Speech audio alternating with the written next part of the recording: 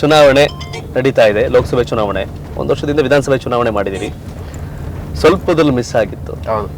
ಈಗ ಲೋಕಸಭೆ ಚುನಾವಣೆ, ಸಿದ್ದರಾಮಯ್ಯನವರು ಕೂಡ ನನ್ನ ಕ್ಯಾಂಪೇನ್ ಎಲ್ಲ ದೊಡ್ಡ ದೊಡ್ಡ CM DCM ಆದಿಯಾಗಿ ಎಲ್ಲರೂ ಕೂಡ ದೊಡ್ಡ ಮಟ್ಟ ಕ್ಯಾಂಪೇನ್ ಮಾಡ್ತಾ ಇದ್ದಾರೆ. ವಿಧಾನಸಭೆ ಮಾಡಿದ್ದ ಚುನಾವಣೆ ಹೆಂಗಿದೆ? ವಾತಾವರಣ ತುಂಬಾ ಅನುಕೂಲಕರವಾಗಿದೆ. ವೈಯಕ್ತಿಕವಾಗಿ ಜನ ತಯಾರಿದ್ದಾರೆ ನಮ್ಗೆ ಮತ ಕೊಡ್ಲಿಕ್ಕೆ. ಅವರೇ ವಾಲಂಟಿಯರ್ ಆಗಿ ಈ ಸಲ ಗೆಲ್ಲಿಸ್ತೀವಿ, ನಿಮ್ನ ಕಾಂಗ್ರೆಸ್ ಪಕ್ಷ ಗೆಲ್ಲಿಸ್ತೀವಿ, ನಮ್ಮ ಕುಟುಂಬಕ್ಕಾಗಿರೋ ಅನ್ಯಾಯ ಆಗಿರ್ಬೋದು, ನಾನು ಕಳೆದ ಬಾರಿ ಸೋತಿರೋದಕ್ಕಿರ್ಬೋದು, ಮತ್ತೆ ನಮ್ಮ 5 ಗ್ಯಾರಂಟಿಗಳು ಯಶಸ್ವಿಯಾಗಿ ಜಾರಿಯಾಗಿರೋದಕ್ಕೆ ನಮ್ಮ ಮಹಿಳೆಯರು, ನಮ್ಮ ತಾಯಂದಿರು, ಇದನ್ನೆಲ್ಲ ಮಾನದಂಡ ಇಟ್ಕೊಂಡು ಈ ಬಾರಿ ನಾವು ಚುನಾವಣೆ ಗೆಲ್ತೀವಿ.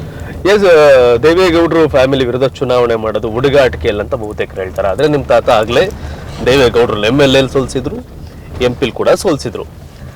ಎಲ್ಲವೂ ಅನ್ಕಂಡಂಗಾಗಿರೋ ಕಳೆದ ಬಾರಿ ವಿಧಾನಸಭೆ ಚುನಾವಣೆಯಲ್ಲಿ ಲೆಕ್ಕಾಚಾರಗಳು ಬೇರೆ ಆಗಿರೋದು. ಅಯ್ಯೋ ದೇವ್ರಿ, ಏನಪ್ಪ ಶ್ರೇಯಸ್ ಪಾಟೀಲ್ ಈ ರೇಂಜ್ ಫೈಟ್ ಕೊಟ್ಬಿಟ್ರು, ಒಂದ್ ಸ್ವಲ್ಪ ಜಗ್ಸಿದ್ರೆ ಫಲಿತಾಂಶ ಆಗೋಗಿರೋದಲ್ಲಪ್ಪ ಅಂತ ಜನ ಮಾತಾಡ್ತಾರೆ.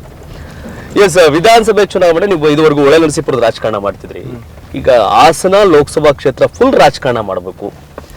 ರೆಸ್ಪಾನ್ಸ್ ಹೇಗಿದೆ? ಎಲ್ಲ ಸೀನಿಯರ್ ರಾಜಕಾರಣ 8 ಕ್ಷೇತ್ರಗಳು ಪ್ರವಾಸ ಆಗ್ಲೇ 3ನೇ ಸುತ್ತು ನಾವು ಪ್ರವಾಸ ಮಾಡ್ತಾ ಇದೀವಿ. ಆಗ್ಲೇ 2 ಸುತ್ತು ಪ್ರವಾಸ ಮುಗ್ದಿದೆ. ಎಲ್ಲಾ ಕಡೂರು ಆದಿಯಾಗಿ ಎಲ್ಲಾ ಕಡೆ ವಾತಾವರಣ ಚೆನ್ನಾಗಿದೆ. ಬದಲಾವಣೆ ಬಯಸಿರೋದು ಜನ ಜಿಲ್ಲೆ. ಒಂದು ಬದಲಾವಣೆ ತರಬೇಕು, ಒಂದು ಕುಟುಂಬಕ್ಕೆ ಸೀಮಿತ ಆಗಿದ್ದ ಒಂದು ಅಧಿಕಾರನ ಈ ಸಲ ಬದಲಾವಣೆ ಮಾಡಬೇಕು, ಅಧಿಕಾರ ಹಸ್ತಾಂತರ ಆಗಬೇಕು ಅಂತ ಜನನೇ ತೀರ್ಮಾನ ಮಾಡಿದ್ದಾರೆ. ಪಕ್ಷಾತೀತವಾಗಿ, ಜಾತ್ಯತೀತವಾಗಿ ಈ ಸಲ ನಮಗೆ ಅಪಾರವಾದ ಬೆಂಬಲ ಸಿಗ್ತಾ ಇದೆ.